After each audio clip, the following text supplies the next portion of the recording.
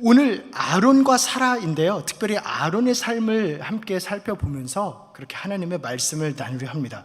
아론이 어떠한 삶을 살았을까요? 아론의 삶을 어떻게 표현할 수 있을까요? 워낙 특출난 동생, 모세라는 동생이 있어서 아론의 삶은 동생에 가려서 어떻게 보면 좀 평범해 보이고 뭐 별로 특이한 게 없어 보일 수 있는데, 그렇게 오해할 수 있는데, 사실 아론 또한 참 어떻게 보면 험난한 그런 삶을 사는 인물이었습니다. 그 아론에 대해서 오늘 본문 말씀은 역대상에서 이렇게 고백합니다. 우리 오늘 본문 말씀 함께 다시 한번 함께 성경을 보시고 함께 읽어볼까요? 시작. 아므람의 아들들은 아론과 모세이나 아론은 그 자손들과 함께 구별되어 몸을 성결하게 하여 영원토록 심히 거룩한 자가 되어 여호와 앞에 분향하고 섬기며 영원토록 그 이름으로 축복하게 되었느니라. 아멘.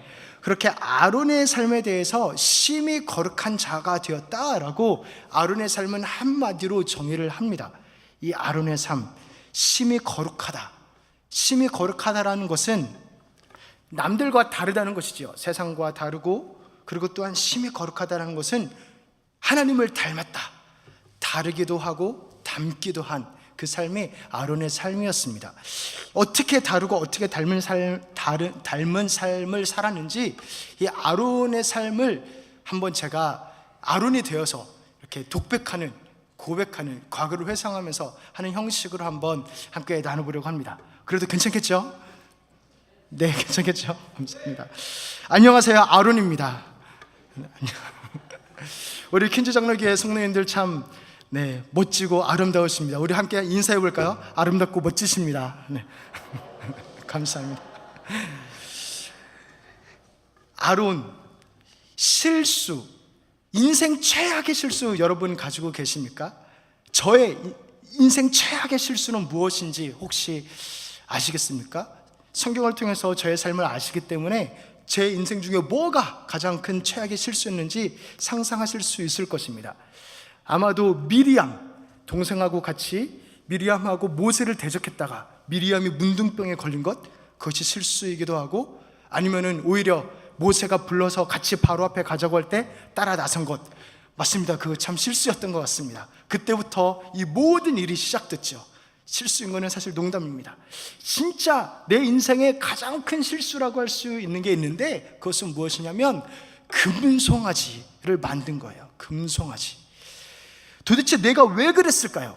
사실은 1인자가 되고 싶었나 봐요. 항상 동생이 하나님께 말씀을 받으면 그거를 그대로 전하는 입장이어가지고 언젠가는 내가 내 말을 해가지고 사람들이 움직이는 것을 보고 싶었는지도 모르겠습니다. 사람들에게는 내가 공식적인 하나님의 말씀의 통로이기 때문에 사람들은 나를 존중했지요. 맞습니다. 그런데 사실 나를 존중했다기보다 모세가 전해준 말을 존중한 것이고, 사실은 하나님을 존중해줘서 나는 그저 하나의 통로일 뿐 다른 게 아니었어요. 그래서 참 아무것도 아닌 것을 나 스스로는 너무나 알았습니다. 동생이 모든 것을 결정하고 하나님과 대화하고 그리고 나한테 통보하면 그것을 전하는 그러한 존재였기 때문에 동생이 부럽기도 하고 또 한편으로는 밉기도 하고 그랬습니다. 하루는 동생이 하나님의 산에 올라갔어요. 근데 하루 이틀 시간이 지났는데 동생이 내려오지를 않는 거예요. 그래서 슬슬 사람들이 동요하기 시작했습니다. 우리를 인도하던 신이 어딨나? 우리를 인도하던 사람은 어딨나? 도대체 어떻게 되는 건가? 대답해봐라 라고 사람들이 저한테 묻는데, 사실 저는 아무 말도 할 수 없었습니다. 왜냐하면 저는 항상 듣는 대로만 말해왔기 때문에, 들리는 게 없기 때문에 무엇이라고 말할 수 없었습니다. 참 답답하기도 하고, 항상 청산유수처럼 정말 말을 잘했는데 부끄럽기도 하고 불안하기도 하고, 사람들은 당장 내가 무슨 말을 하지 않으면 죽일 것처럼 달려들었었습니다. 어디서 용기가 났는지 아니면 객기였는지 하나님이 아닌, 들은 말이 아닌 내 말을 하기 시작했어요. 사람들한테 금을 다 가지고 와라. 그리고 그 금을 가지고 송아지를 만들었습니다. 그리고 이것을 사람들 앞에 보이면서 이것이 애굽에서 우리를 인도해낸 신이다 라고 거짓말을 했습니다. 그리고 선포하고 제사를 드리고 잔치를 벌였어요. 출애굽기 32장 6절에 이렇게 이야기합니다. 이튿날에 그들이 일찍이 일어나 번제를 드리며 화목제를 드리고 백성이 앉아서 먹고 마시며 일어나서 뛰놀더라. 내가 1인자가 돼서 내 말대로 탁탁탁 움직이는 게 보고 싶었나 봐요. 어디서 그런 생각이 났는지 항상 동생을 통해서 듣고 말하기만 하니까 그게 너무나 꼴보기 싫었나 봐요. 내 말이 아니라 하나님의 말을 전하는 자였는데 어느 순간에 항상 나한테 말씀만 하시는 하나님이 아니라 나도 좀 말을 하고 나도 좀 듣는 그런 하나님을 내가 갖고 싶었나 봐요. 그렇다고 죽은 우상을 살아있는 하나님에 비교하다니 참 말도 안 되는 일이었습니다. 그렇게까지 하는 건 아니었는데 더욱더 나에게 자괴감이 들었던 것은 모세가 떡하니 내려왔을 때 모세 앞에서 거짓말하는 저를 볼 때였어요. 아니야, 내가 안 그랬어. 그냥 금을 던졌더니 송아지가 나왔어. 그렇게 거짓말하고 있는 나의 모습을 보면서 더 자괴감이 들었습니다. 3,000명, 무려 3,000명이 죽었어요. 모세가 하나님의 말씀을 듣더니 우리 레위 사람들을 뽑아서는 그들에게 칼을 쥐어줬습니다. 그리고 이 문에서 저 문까지 돌아다니면서 형제를, 친구를, 이웃을 죽여라 라고 명령을 내렸습니다. 물론 하나님의 명령이었죠. 내 잘못 때문에 내 가족이 내 친지들을, 이웃들을 죽이는 일이 일어난 겁니다. 내 이웃과 내 형제의 피를 흘리는. 출애굽기 32장 28절에 레위 자손이 모세의 말대로 행하매 이날의 백성 중에 3,000명가량이 죽임을 당하리나. 나 때문에 내 가족이, 내 친척이 이웃의 피를 흘렸어야만 했습니다. 내 잘못인데 다른 사람이 죽는 그 모습을 눈앞에서 똑똑히 봐야 했던 것이에요. 그것이 너무나 충격이었습니다. 그렇게 지우지 못할, 꿈에도 잊지 못할 그 멍에를 짊어지고 살아가다가 그러다가 어느 날 하나님께서 한 사건을 저에게 겪게 하셨습니다. 어느 날 고라 자손과 250명의 사람들이 너희가 무엇인데 우리의 왕이고 우리를 지도하느냐 하면서 모세와 저를 대적하기 시작한 거예요. 원망하기 시작했습니다. 그러자 하나님이 땅을 갈라서 그 고라 자손과 250명을 그대로 삼켜버리셨습니다. 그때 문득 3,000명이 죽었던 그날이 생각났습니다. 그렇게 또 우리 때문에, 나 때문에 사람들이 죽어나가는구나. 그런데 그 다음날 일은 더 커졌습니다. 온 회중들이 들고 일어나서 너희가 우리를 이제는 다 죽이려 하느냐라고 우리를 치려고 하는 것이었습니다. 그때 여호와의 영광이 구름 중에 임하였고, 그리고 또한 주님께서 말씀하셨습니다. 너희는 떠나라. 너희는 떠나라. 내가 이 백성들을 다 죽여버리겠다. 그 말씀을 듣고 너무나 무서웠습니다. 그 과거에 3,000명이 죽었던 일들이 다시 주마등처럼 지나가면서 어떻게 해야 하는 것인가 할 때 우리는, 나와 모세는 바짝 하나님 앞에 엎드렸고 회목 밖에서는 전염병이 돌기 시작했습니다. 모세가 명령했습니다. 형, 일어나서 여호와의 불을 향로에 담아서 저 백성들에게 나가라고. 그렇게 나는 모세의 명령대로, 하나님의 명령대로 여호와의 불을 향로에 담아서 백성들 사이로 쏜살같이 달려나갔습니다. 그리고 죽어가고 죽은 자, 그리고 아직 살아있는 자 사이에 섰을 때 놀랍게도 전염병은 그쳤습니다. 민수기 16장 47, 48절에 이렇게 이야기합니다. 아론이 모세의 명령을 따라 향로를 가지고 회중에게로 달려간 즉 백성 중에 연병이 시작되었는지라. 이에 백성을 위하여 속죄하고 죽은 자와 산자 사이에 섰을 때 연병이 그치니라. 내가 여호와의 불을 들고 서니까 죽음이 그쳤습니다. 이 죽음을 막는 것을, 가로막는 것을 하나님께서 나를 통해 하신 겁니다. 나는 이제까지 나의 실수와 실패, 거짓말, 그렇게 자격 없음, 열등감 때문에, 그것 때문에 일어난 3,000명이 죽은 것을 항상 낙인처럼 멍에로 짊어지고 살았는데, 그렇게 내 실수 때문에 사람들이 죽는 것 때문에 너무나 마음 아파하고 있었는데, 하나님은 이때 나를 통하여서 사람들의 죽음이 멈추는, 생명이 살아나는 그것에 나를 쓰셨던 것입니다. 나를 평화의 도구로 쓰신 겁니다. 내가 실패한 바로 그 자리, 바로 그 부분에 하나님은 내가 그것 때문에 마음 아파하는 것을 너무나 정확하게 아시고 정확히 그 부분에 갚으시며 위로하시며 사용하셨던 것입니다. 우리 귀한 킨즈장로교회 성도 여러분, 여러분의 살면서 가장 슬픈 날이 언제인가요? 가장 슬픈 날, 저는 주저없이 꼽을 수 있는 가장 슬픈 날이 있습니다. 그날이 언제냐면 저희 두 아들이 죽은 날입니다. 하루 만에 잃은 날입니다. 하루는 여호와께서 강하게 임재하시고 모세에게 말씀하셨습니다. 제사에 관해서 자세히 말씀하셨습니다. 제물은 이래야 한다, 속죄제를 드릴 때는 이렇게 해야 한다, 속건제, 번제, 소제는 이렇게 하는 것이다. 주님께서 이렇게 열정적으로 신나하시면서 그렇게 모세에게 말씀하시는 장면을 전에는 보지 못했습니다. 그래서 단번에 이 일이 얼마나 중요한가를 알아차릴 수 있었습니다. 그런데 더 놀라웠던 것은 그 제사에 나같이 연약한 자를, 또한 우리 아들들을 사용하고자 원하신다는 것입니다. 아니, 어떻게 이렇게 엄청난 제사를 드리는 제사장이 과연 내가 어떻게 될 수 있나요? 너무나 말도 안 되는 일이었고 두려운 일이었지만 그렇게 선택하시고 일을 하신다는 것입니다. 내가 무슨 자격으로 하나님과 백성들 사이에 서겠는가? 이 거룩하고 정결한 제사를 어찌 감당할 수 있을 것인가? 나와 내 아들이 과연 누구이길래 이런 것을 감당할 수 있을 것인가? 이런 특권을 누리는가 고민하고 질문할 새도 없이 모세는 며칠 뒤에 사람들을 다 모으고 사람들 앞에서 우리들과 나와 아들들을 불렀습니다.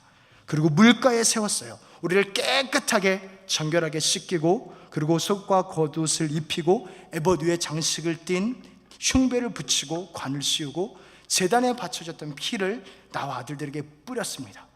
정말로 잊지 못할 날이었습니다. 너무나 자격 없지만 선택받고 하나님의 그 귀중한 제사를 섬길 수 있음에, 그 거룩하게 구별됨에 너무나 감사한 날이었습니다. 그렇게 처음으로 하나님께서 알려주신 대로 처음 제사를 드리는 날 얼마나 긴장 많이 했겠어요. 저와 저희 아들들은 너무나 긴장했습니다. 그러나 배운 대로, 말씀하신 대로 여호와와 회중 앞에서 송아지를 잡고 피를 찍어서 단에 뿔에 바르고 제물을 불사르고 순서대로 제물과 기름을 단 위에 하나씩 놓았습니다. 그리고 말씀대로 실수 없이, 너무나 다행이게 실수 없이 이 모든 제사를 마쳤습니다. 긴장된 상태로 눈을 들어서 보니까 백성들도 역시 긴장했더라고요. 이것이 잘 맞춰지나. 나는 축복하면서 손을 흔들었고, 모세 또한 축복을 할 때 갑자기 하늘에서 여호와의 불이 떨어져서 그 모든 제물을 살라버렸습니다. 레위기 9장 24절에 불이 여호와 앞에서 나와 제단 위에 번제물과 기름을 사른지라 온 백성이 이를 보고 소리 지르며 엎드렸더라. 하나님께서 우리의 제사를 받으신 겁니다. 우리를 더욱더 가까이 우리와 함께하며 예배 가운데로, 제사 가운데로 인도하시사 친히 영광을 나타내신 것입니다. 너무나 감격스럽고 너무나 두렵고 또 너무나 영광스러운 그 하루가 채 지나기도 전에 청천벽력 같은 소리가 들렸습니다. 두 아들 나답과 아비후가 여호와께서 명하신 불이 아닌 다른 불로 분향을 드렸다가 그 불이 두 아들을 살라버린 것입니다. 하나님, 어쩌라고요? 하나님, 도대체 충격, 말 그대로 가장 영광스러운 곳에서 나락으로 떨어져 버린 것이죠. 도대체 왜 이거 경험하게 하려고? 왜 이놈들은 내 아들로 태어나가지고 그렇게 소리치고 여러 말을 하고 싶었지만 사실 아무 소리도 낼 수 없었습니다. 그저 침묵할 수밖에 없었습니다. 나의 슬픔, 아들을 잃은 슬픔보다 더 큰 하나님의 거룩하심, 영광, 훨씬 더 거룩한 그 제사, 그 예배를 깨달을 수밖에 없고 그것에 압도당할 수밖에 없었기 때문입니다. 하나님은 거룩하시다. 너무나 거룩하시다. 지나칠 정도로 거룩하시다. 이해할 수 없지만 그분은 거룩하시고 그분은 선하시다. 무조건 그분이 맞다라는 고백을 할 수밖에 없었습니다.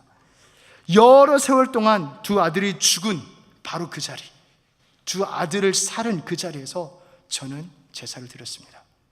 바로 그 자리에서 아들들의 죽음을 마음에 묻은 채 이 제사장직을 감당했습니다.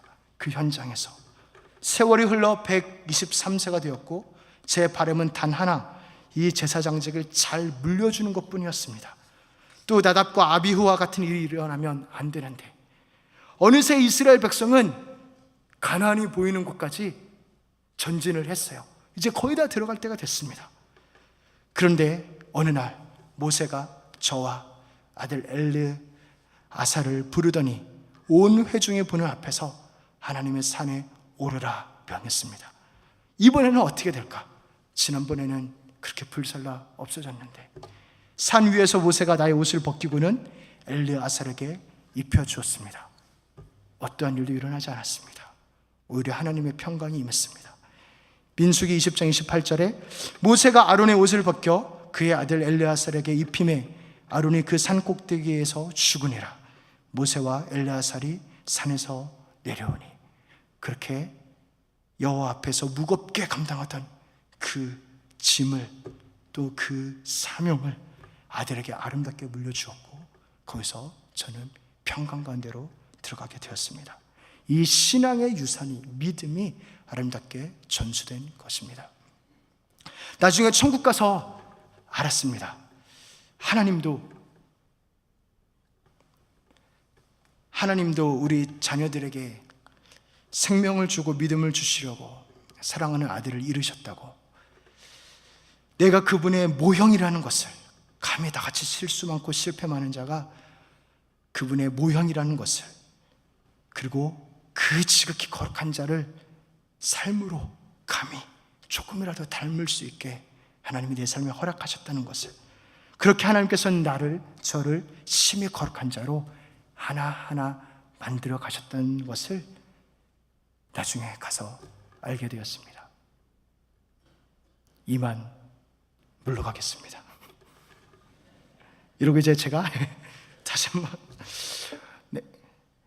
이어서 우리 역대상 23장 13절 말씀 우리 함께 한번 읽어볼까요? 다시 한번 우리 화면을 보시고 함께 한번 읽겠습니다. 아므람의 아들들은 아론과 모세이니 아론은 그 자손들과 함께 구별되어 몸을 성결하게 하여 영원토록 심히 거룩한 자가 되어 여호와 앞에 분향하고 섬기며 영원토록 그 이름으로 축복하게 되었느니라. 아멘.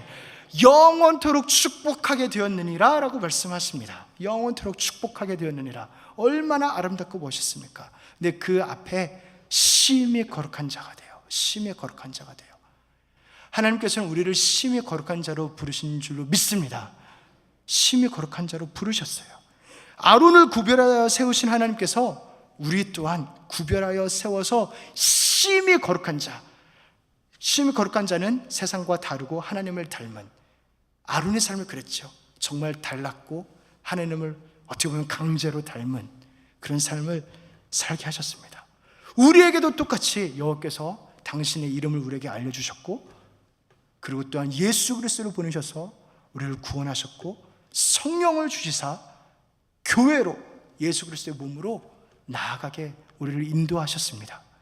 그분이, 그 예수님께서 우리에게 이렇게 주님의 말씀하십니다. 우리 베드로전서 2장 9절 함께 읽겠습니다. 그러나 너희는 택하신 족속이요 왕같은 제사장들이요 거룩한 나라요 그의 소유가 된 백성이니 이는 너희를 어두운 데서 불러내어 그의 기이한 빛에 들어가게 하신 이의 아름다운 덕을 선포하게 하려 하심이라. 아멘. 우리를 거룩한 나라로 부르셨다고, 다시 한번 심히 거룩한 자라고 주님은 말씀하십니다. 물론 우리는 부족하죠. 여전히 부족합니다. 마른 막대기와 같이 부족합니다. 연약합니다. 그러나 하나님은 얼마든지 나를 심히, 말 그대로 심히 거룩한 자로 만드실 능력이 있으신 분인 줄로 믿습니다. 그분이 그렇게 하셨습니다. 아론의 막대기를 기억합니다. 고라 자손에 반역했던 그 사건 후에 하나님께서, 여호와께서 직접 내가 너희들의 너 이스라엘 민족의 지도자를 직접 택하겠다라고 하면서 무엇을 하셨냐면 각 지도자들의 12 막대기 지팡이를 가져오라 하셨어요. 모세가 그것을 가져다가 회막 안에 집어넣었습니다. 그리고 밤이 오고 회막 안 증거궤 앞에 두었습니다. 밤이 오고 날이 밝아졌고 모세가 지팡이를 꺼냈을 때 정말 보고도 믿을 수 없는 그러한 일이 일어났습니다. 우리 민수기 17장 8절 우리 함께 읽겠습니다. 이튿날 모세가 증거의 장막에 들어가 본즉 레위 집을 위하여 낸 아론의 지팡이에 움이 돋고 순이 나고 꽃이 피어서 살구 열매가 열렸더라. 아멘.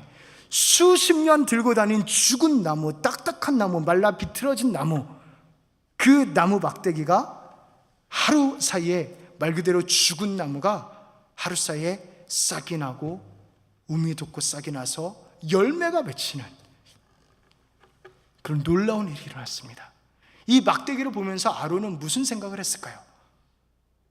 본인 생각이 났을 겁니다. 자기 자신이, 내가 이 마른 막대기인데 사실은 내가 정말 나 때문에 그렇게 많은 사람이 죽고 그렇게 거짓말하고 실수하고 실패하고 사람들을 죽이게 만든, 정말 아들 두 아들 잃은 그 자리에서 매일마다 그 아들의 피를 삼켜야 하는 내가 마른 막대기인데, 내가 마른 막대기인데, 내가 마른 막대기인데, 그렇게 생각하지 않았겠습니까?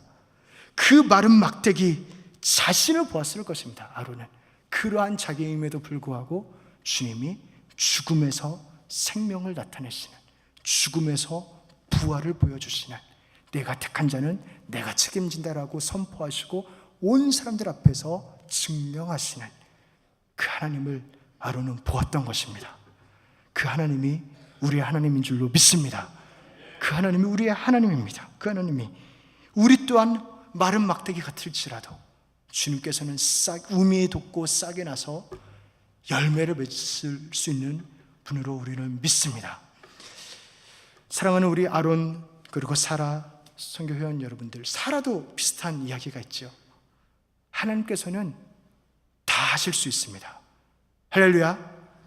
그래서 우리 귀한 아론, 사라, 우리 선교 회원분들, 그 엘아살한테 신앙의 유산을 넘겨주는 그 아름다운 사역, 그 아름다운 고백, 그 고백을 지금까지도 너무나 아름답게 하셨지만 앞으로도 그 고백을 하시고 신앙의 유산을, 믿음을 아름답게 물려주시기를 부탁드립니다.